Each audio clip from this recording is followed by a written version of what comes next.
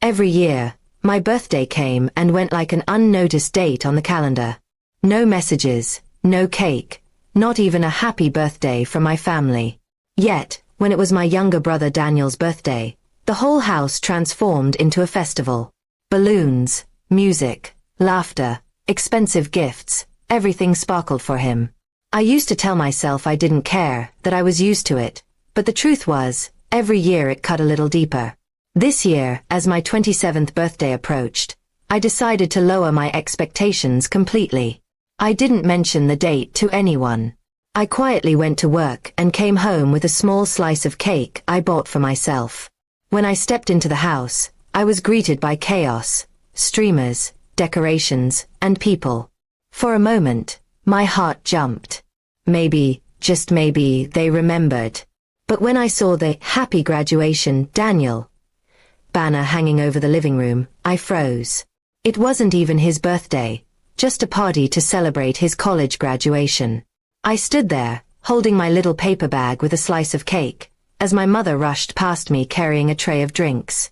No one noticed me. I slowly walked upstairs, trying to swallow the lump in my throat. Later that night, my mom knocked on my door. I thought maybe she came to wish me, but she just said, "Don't forget to help clean tomorrow morning. We'll have guests for Daniel's celebration breakfast." I nodded silently. After she left, I sat on my bed staring at my phone. No messages, no calls, nothing. That night, something inside me broke. I wasn't angry anymore. I was just done trying. I made a decision that I wouldn't spend another year waiting for them to care. I stayed up all night planning quietly. The next morning, while everyone was busy setting the table, I packed my suitcase. I didn't take much, just clothes, my laptop, and a few important documents. Before leaving, I wrote a letter and placed it on the kitchen counter. It said, "I love you all, but I can't stay where I'm invisible." I booked a small apartment in a nearby town and moved that same day. It was the first time in years I felt free. No more walking on eggshells. No more waiting for love that never came. The silence of the new apartment was peaceful instead of lonely. Months passed. I built a quiet, steady life. I got a promotion at work, started new hobbies, and even made friends who remembered my birthday without reminders. It felt strange at first, being valued. I realized how starved I'd been for basic kindness. Then, one day, I got a call from my mother. Her voice trembled as she said, "Why didn't you tell us where you went? We've been so worried." I didn't believe it. They hadn't even texted me in months. "You didn't notice when I left," I replied calmly. "Why start now?"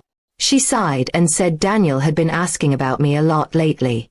A week later, Daniel himself called. He sounded hesitant. "Hey, I read your letter," he said. "I didn't realize how bad it was for you. I'm sorry." His apology was quiet, but real. It wasn't enough to erase the years of neglect, but it was a start. He invited me home for dinner. I hesitated, afraid it would be the same. But curiosity won. When I arrived, the house looked different. Smaller somehow, less grand. On the table sat a simple cake with my name on it. "Happy birthday, Emma," it read, even though my actual birthday was still weeks away. My mother hugged me awkwardly. "We missed so many of your birthdays," she said. "We thought you didn't care anymore." I looked at her, tired but calm. I cared. I just stopped hoping. For the first time, she didn't have an excuse.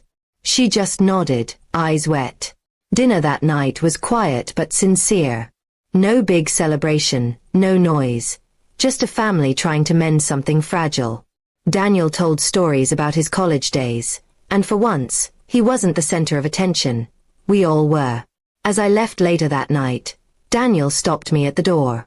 "Next year, we'll do this right," he promised. I smiled faintly. "We'll see." Driving back to my apartment, I realized something important. The peace I had built wasn't about revenge or making them regret. It was about finding my worth outside of their approval. Whether they changed or not, I had changed. For the first time in my life, I wasn't waiting for anyone to remember me. I finally remembered myself.